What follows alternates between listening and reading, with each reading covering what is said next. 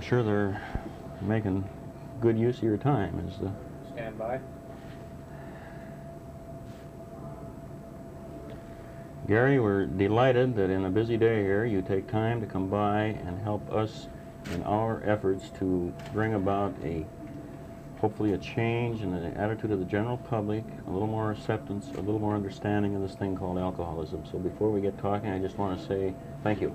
Well, thank you very much for the opportunity, you know, for us to get this kind of television exposure for a subject that was taboo only a year or so ago. And for people to be able to talk openly about being an alcoholic and then not expect to leave the building and be stoned in the streets. When I say stoned in the streets, I don't mean to get stoned and fall in the streets. I mean, have people throw stones at you. It's a marvelous gift. Mm-hmm. And it's, you know, you just didn't dare, or you didn't used to just go on and say, hey, hi there, I'm an alcoholic, you know. And if you're one, why don't you do something about it? Or, you know, it can be cured. Not cured, but it can be arrested. And so it's a marvelous gift that we have here. Has it affected your career, Gary? Negatively? Or? I will never know, simply because I had a show that went off in 1964. Now, up until 1964, I was always a rather heavy drinker, but I had never drunk alcoholically, and it was the discipline of the shows that I had. I had 2 television shows on at the same time and a radio show. Very successful. And so it was a discipline of those shows that kept me from drinking. I didn't drink during the day and didn't drink at lunch and all that sort of thing. But as soon as I decided to give myself a rest in 1964 and take a vacation, I took a vacation. It took me about 2 years to get back from. Now then, by that time, I've already been around the track around 3 times in television as far as series are concerned. I'm lucky to be allowed to be working drunk or sober, you know. And so I'm just very grateful. I now have a series called To Tell the Truth, which is still running, and as long as it runs, I'll run, you know. The fact is, it really, career-wise, doesn't make any difference, because of the rate you were going, probably, if you were like most of us, in time, there wouldn't have been career, there wouldn't have been life, there wouldn't have been family, anything else. It doesn't really, it's kind of a moot question, isn't it? Yeah, as I said, that's why I said that I will never know, because I don't know whether this would have happened. It would have happened to me that I became an alcoholic. It would have happened to me sooner or later. But it wasn't until 1964 when I had the chance to let down and let my defenses go. That whoomp, it came down to me all 8s, you know, and really pinned me to the mat. And when it did, it hit me hard. And I want to tell you, if I hadn't have had enough wherewithal, the only difference between me and a Skid Row bum was I had a nice house to be a Skid Row bum in, you know. It's a great equalizer, isn't it? Doesn't make any difference where you sobered up at. Well, I had an alcoholic's paradise. I had a nice house, a nice white house on the top of a hill, and I had a whole cellar full of whiskey, and I had a maid who was paid to like me, and I had a dog. The dog loved me because I was in bed all the time, and that was, you know, he'd never been allowed on the bed that long. My wife was so uncrazy about it that she left, and subsequently came back after I came back. But I really became as hopelessly drunk as the lowest Skid Row bum. I got to the point where I could make no decisions whatsoever, and I'd always been in the decision-making position because of the nature of my job. Because I was the host, in many cases writer and producer. I was the one who was leaned upon. You see, looked on. Now I couldn't decide when I got up in the morning which end of my toothbrush to hold on to. So I was just lucky that I was comfortable enough financially so that I didn't have to sleep in the gutter. I'm sure I would have. What was there one key person or key types of events that brought you to that, what I would have to consider the greatest point in an alcoholic's life, where something said, hey, I give up, I quit, I can't go on? Yeah, you know, it's interesting.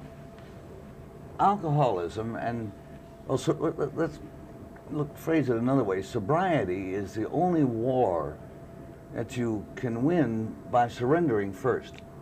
You must first surrender before you can even start to win the war. And that's the toughest part in the world, is to stop and say, I am an alcoholic.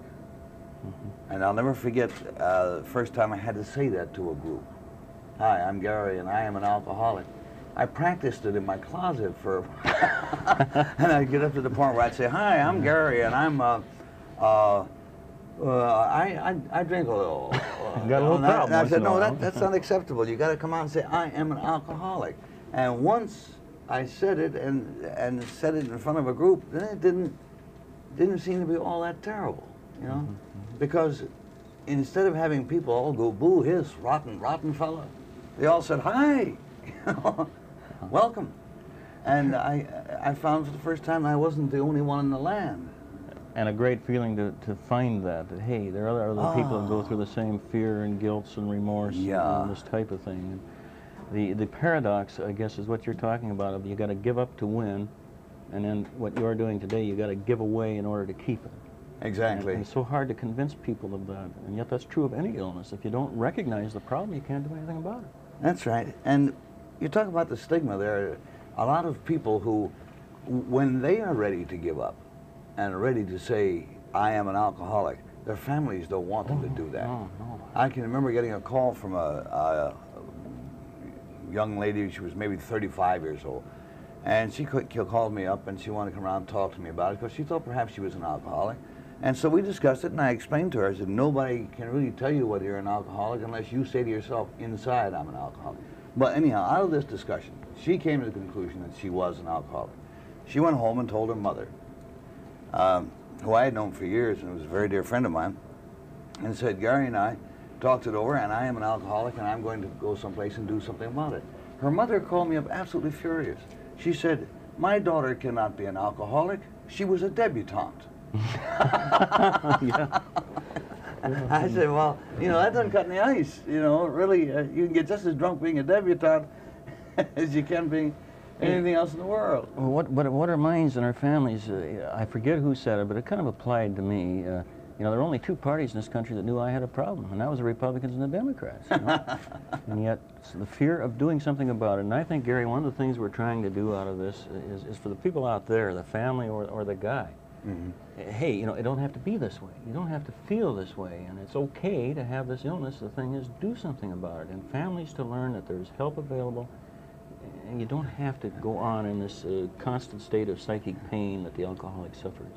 And I think if you can believe, and in this case, I ask you to take it from me, that at first, not drinking seems to be a negative experience. It seems to be something that you can't do, something that somebody's taken away from you. They say, you can't do this anymore. After you've gotten used to the idea that you can get through 24 hours without a drink, and you accumulate enough 24 hours, you begin to say to yourself, little by little, not, hey, this is something I can't have, but hey, this is something I no longer have to have. You know? Absolutely. It becomes a positive experience. And that's, to me, is the marvelous thing about it. It's the most positive thing in my life now. There are lots of things I can't do anything about, things that I don't like, that I can't do anything about. But I like to look like Paul Newman. That'd be real nice. Oh, you know, but I've tried and it doesn't work. I can't do that. But I can quit drinking. You are making your alcoholism as the star in your crown.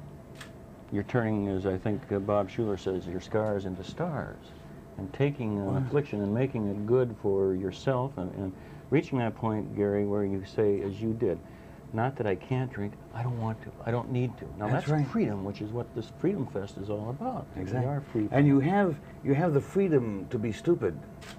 You know, make mistakes. Make mistakes, yes. I had a thing recently here. Now, I haven't been drinking for about 7.5, 8 years. And I had a thing the other day in New York. When I drive in town, I have to pass through 2 toll gates. And one of them has a basket kind of thing. You throw a quarter in a basket. And the other one has a man who stands there with his hand out. And I had my mind on something else. And so I drove in, and I threw the quarter in the basket on the first toll gate. I came in the second, he was this nice man standing with his hand out. I threw the quarter and hit him right in the face with it, you know. And of course, immediately I realized what I'd done. And I turned to him and I said, excuse me, I thought you were a basket. Well, now if I'd done that when I'd been drinking, I would have gone home and I'd have said, what a dumb, drunken thing to do, you know. Now I just said, well, that was a stupid thing to do, and everybody's entitled to be a little stupid every now and then, if it's for the right reasons. You know? Garry, you like yourself now, don't you? I sense this, and I don't mean that's a that. tough question to ask anybody. Well, I can tell that you. I'm not one of my biggest fans. But you realize you're a decent person. You're doing what you can. And yes, actually, at the age of 61, which is not the oldest age in the world, but ain't the youngest either by a whole lot, I am happier now than I've been. You lost a leg. We can pick it up right. We'll pick it up. Stand by.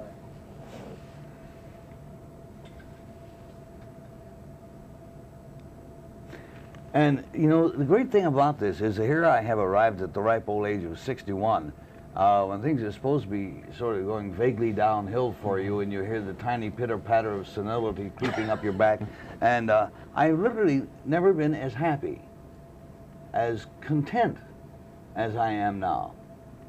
I don't worry about things as much as I used to. Everything doesn't have to be perfect.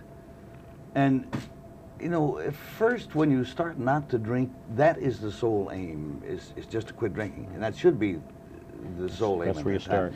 But it's marvelous to me, the fringe benefits that come from that. If you manage to lick it 24 hours at a time, you gain strength so that when you meet some other kind of problem, not related to alcohol, not related to drugs, but just the problems of life, the loss of a loved one, somehow or other you can use the strength that you've used to overcome your alcoholic illness or your drug illness to apply it to other things. And that's one of the great fringe benefits, and we rarely talk about that, because the most important thing, of course, is number one, get in a position to make use of the fringe benefits. Be able to do something. I've raised this question with Dick Van Dyke and Don Newcomb. I've got to try it with you. I keep quoting Dr. Karl Menninger, who is a beautiful person. Mm-hmm. He makes the statement that alcoholism is the one illness that when you are well, you are weller than well. Meaning that once you arrest your alcoholism, in order to successfully do that, you have to learn things about yourself and about life that other people don't have to. And as a result, just as you're saying, I'm sure this is what you're saying, you're better off now than you were before you ever got sick. Yeah, that's quite true. I'm stronger now. I'm able to face things with more equanimity, and also now I feel that anything is possible. I mean by that I am free now to try anything I want to try. Now I may not always succeed. I may frequently fail, but at least I can take a crack at it. Whereas when I was drunk, I couldn't take a crack at anything. I couldn't tie my shoes, you know. But if you're sober, there's nothing that you can't try. And you also learn to accept the fact that, okay, I did not accomplish A or B, but I gave a hell of a run at it, you know. Better to try something great and fail and try nothing and succeed. I think Sit there like a blob. Yeah. The philosophy that you live by, Garry, and we did not visit about this, but I sense within it the philosophy of Alcoholics Anonymous. Is this you know, a way of life? That's the philosophy, yes. Yeah. It's you know, a way of life that, and of course we're not talking about AA, but their philosophy of it, and it's the one approach that has had a tremendous degree of success in the treatment of alcoholics and giving and promising hope, and that life can be worth living. Well, I think that those of us who have been through the booze thing or the drug thing have a pretty fair picture of what happened to it. Our problem is communicating to other people that it isn't something we did on purpose. You know? I've heard people say in making speeches, they say, I am a grateful alcoholic. Well, I'm not a grateful alcoholic. By that I mean, I'm very grateful that having become an alcoholic, I found friends who could teach me not to be an alcoholic. But I don't think that when I was a kid and somebody had asked me what you want to be when you grow up, I'd have probably said fireman or a jet pilot. I don't think I would have said, well, by the time I'm 50, with a little luck, I could make it to alcoholic. You know? I don't think I could. It wasn't, No. it wasn't an ambition of You mine. didn't choose. That's right. And I don't know any alcoholic or any addict of any kind who set out to become that. But it's like going down a steep, twisting, dangerous road that has all the warning signs in the world on it. Things like go slow, slippery pavement, and so forth. But when you finally crash at the bottom and you look back, all the signs have turned the other way, are turned the other way. You see, you don't see the signs on the way down. You don't recognize the fact that what used to be 2 drinks is now 4 drinks, is twice as many as it used to be. You don't realize that it's a progressive it creeps thing. up on you, and all of a sudden there it is, and you cannot get back. And the thing I would like to address myself to, and I don't know how much time we have left, is this, what I consider to be frightful article that came out in the paper about the Rand report, which says that it is possible for alcoholics to go back to social drinking. If people read those articles very thoroughly, you'll find that by the time you got to paragraph 48, not up at the top where the headline was, but by the time you got to paragraph 48, it says, however, it is not advisable that alcoholics go out and try this at this time until we know more about it. It's nonsense. Terrible, terrible. Because if it says that some of us are capable of going back to social drinking, how do I know I'm one of the some? And 2 of us could go out and get drunk together, and one maybe gets away with it for that evening. The other one goes right back in the bag. It's Russian roulette the whole way. The misleading thing there is that it takes time sometimes to get back, but eventually you're back worse than you were before. And there are people searching, a few, or some people would like to try again. Yeah. Something like that encourages them. I very briefly visited with a good friend of mine who is a prominent professional man who said, I'm not a statistic, and I am going to write and tell them my story. I was sober 19 years, good sobriety, and I thought now I could start again. I started out with wine with my dinner, and within 6 months, I was back to where I was 19 years ago and worse. And he said, no, that's not a statistic, that's me. Yeah. And, you know, what's the big deal about drinking again anyway?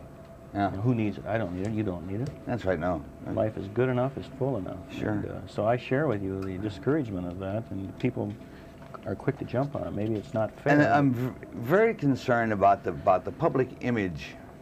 Well, forget the public image. Let me put it this way, that I have a family doctor who I just dearly love, and I trust. I take all my body work to him.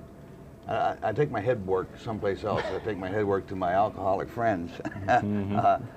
But this was a fellow who said to my wife said to him, you know, we've got to do something about Garry. And he said, well, there's only one thing that we can do that'll really work, which is but he can't afford to do it. And my wife said, what's that? I said, send him to a rehabilitation center. And my wife said, why can't he afford to do that? I said, well, think of his reputation. Yeah. Yeah. And she said, well, he isn't doing his reputation a whole lot of good right now. He's dying. You know, staggering up and down the street. And it is better to be known as somebody who has a booze problem or an addictive problem and who's trying to do something about it than being known as that drunk in the house up on the top of the hill. Okay? Yeah. And so it should be a moment in the home.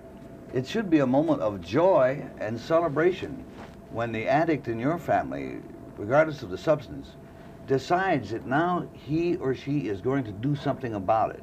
This would be a time for you to just get to your knees and give thanks, because the beginning of the realization and coming to grasp with it has begun, and that's the hardest part. Toughest part is to get started.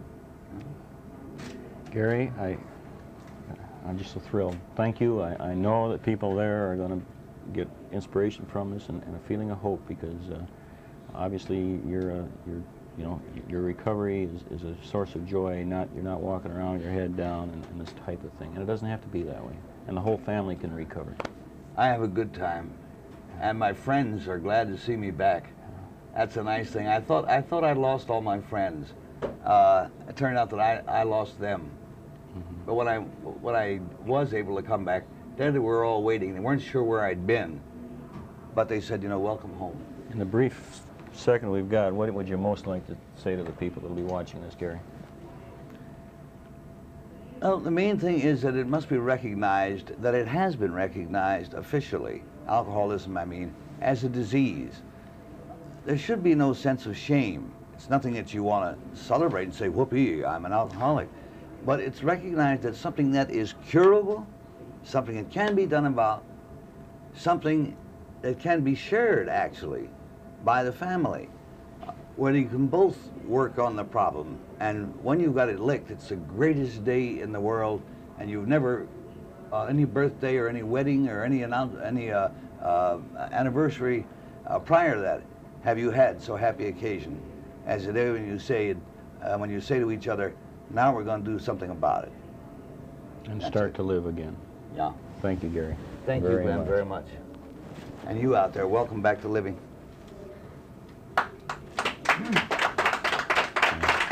Great. 30 minutes.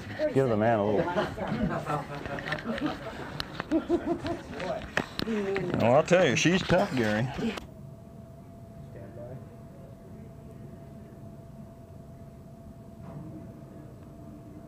If I had anything to say to the addict and to the family of the addict, is don't dread the day.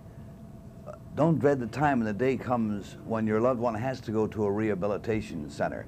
That is a day of celebration. That's the first step on the road back. And all of the troubles that you had in the past are now going to recede. Now you're starting to win. Hang in there. It's worth it.